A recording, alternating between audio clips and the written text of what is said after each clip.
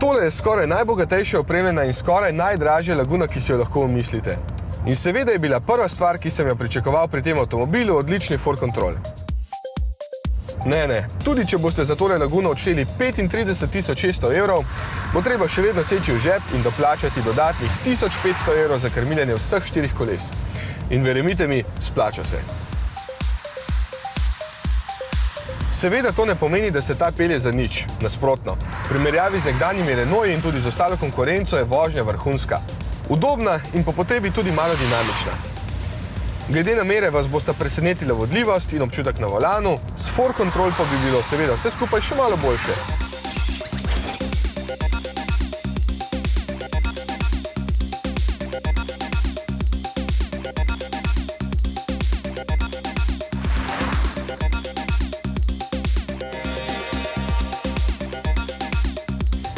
Prostora je zelo veliko za vse potnike in seveda tudi njihovo prtljago. Prtljažnik pa je zelo uporaben še zaradi ločenega odpiranja šipe zadaj, kar ima zelo malo avtomobilov.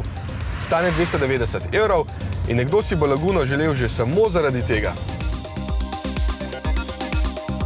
Visoko ceno seveda narekuje vsa oprema tega avtomobila, saj ima sledljiva big-7-ska žarometa, usnjeno oblazinjanje, zmogljiv radio in navigacijo, panoramsko stekleno strečno okno in še samodejni 6-stopenjski menjalnik. Dvolitrski dizelski motor je 127 kW kar zmogljiv, še kar glasen, porabi pa dobrih 8 litrov na 100 km. Če želite samodejni menjalnik, je to edina izbira in če ste se navadili na to obliko lagune, boste z njo najbolj zadovoljni na dolgih poteh.